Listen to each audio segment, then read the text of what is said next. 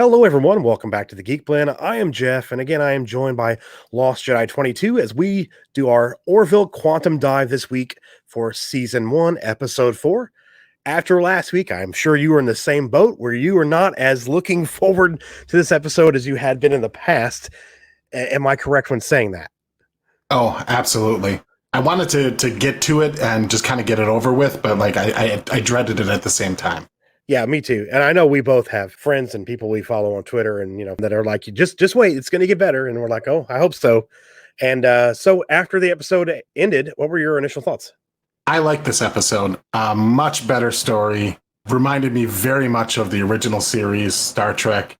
This was a much bigger improvement. It started off slow with the whole Bortus and partners conversation.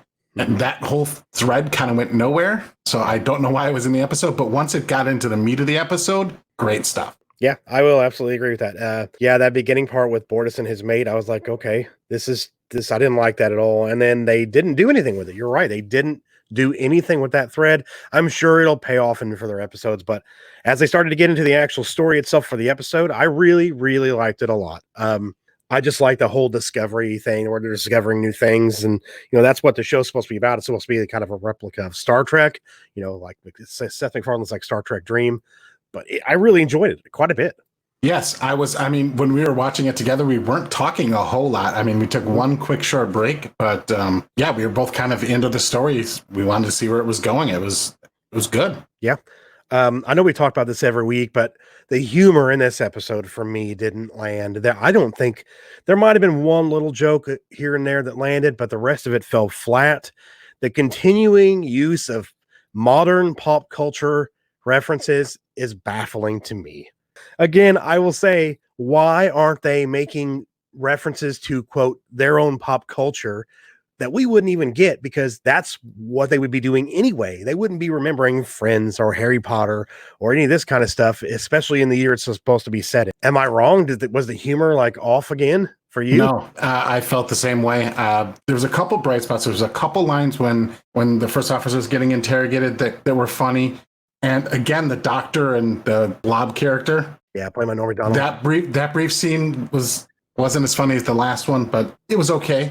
The pop culture reference, though, they're driving me nuts. Not only did they reference Friends, but it was like so super specific, like the neighborhood and the name of the coffee shop. And she even said, "Don't hurt the monkey." Right. It was like she just got done streaming the show on Netflix or something like a day ago. It was that fresh in her mind. It's bizarre. I don't like it. It's set in 2418 is the year. There is no way they would be remembering any of these pop culture references. It would be stuff from when they grew up and in the current time period. It wouldn't be, things from when we are existing. It's not going to be that kind of stuff. It's going to be stuff from when they are. It's going to be that.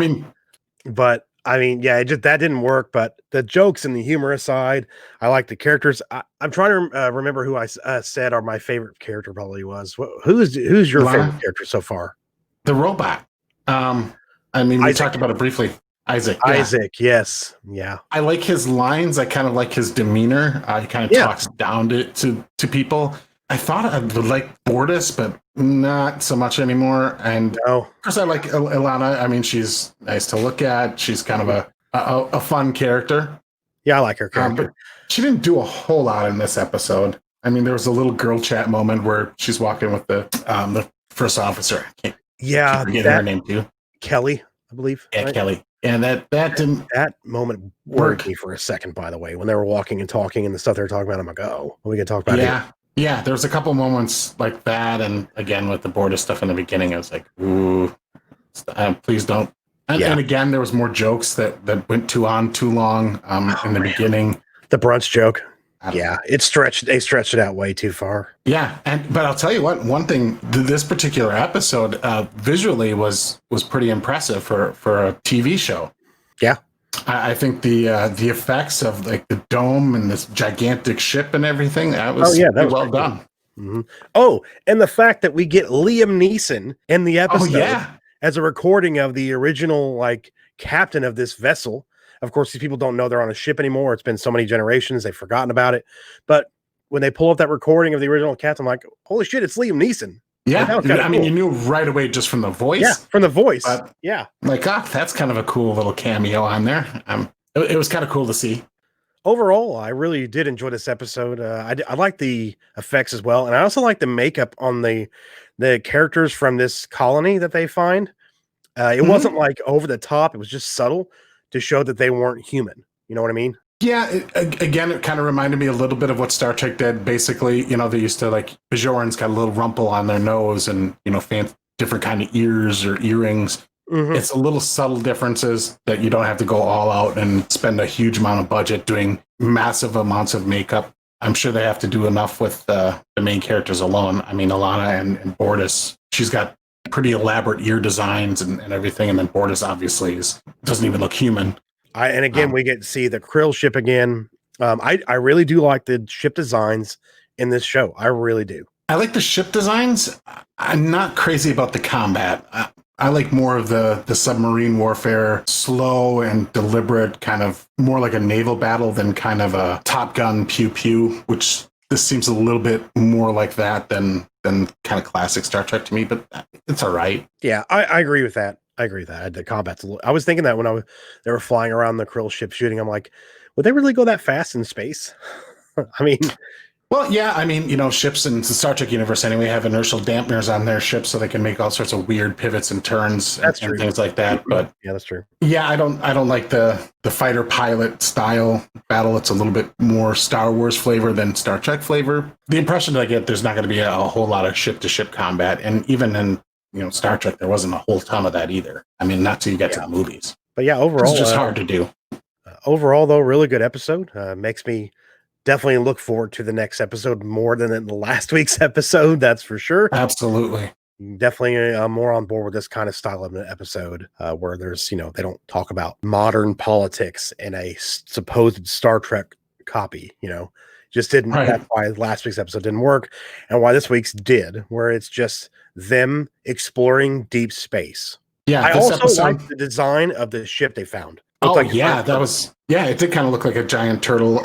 It was enormous in scale. They managed the scale pretty well to show the Orville ship up against the size comparison for this vessel, and the fact that it's carrying a whole biodome in it.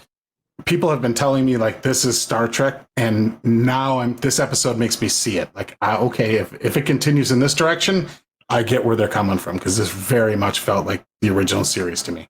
Also, Robert Nepper, he was in Prison Break. He was like the head of the society or whatever, that tortured Kelly and everything. I like him as an actor as well. And to see him in the show, I was like, oh, cool. I like him. But the episode was, what was it? If the Stars Should Appear. Was the name of the episode? Episode 4 of season 1. Really liked it. Anything else you want to say about it? No, other than, now I'm kind of back in. So I hope the next one continues kind of on this trajectory and it doesn't kind of dive back into more of what episode 2 and 3 was. Yeah, it was really good. I really enjoyed it.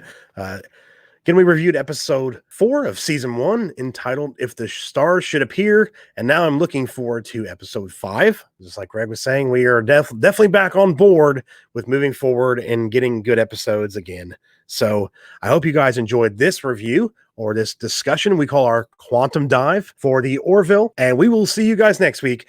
And remember to subscribe if you guys are not subscribed, and leave a like on the video. It would help us out, and share the video around as well. We will see you guys in the next episode. Thank you all for watching here at the Geek Blend. Remember, if you geek about it, we speak about it. See y'all next time.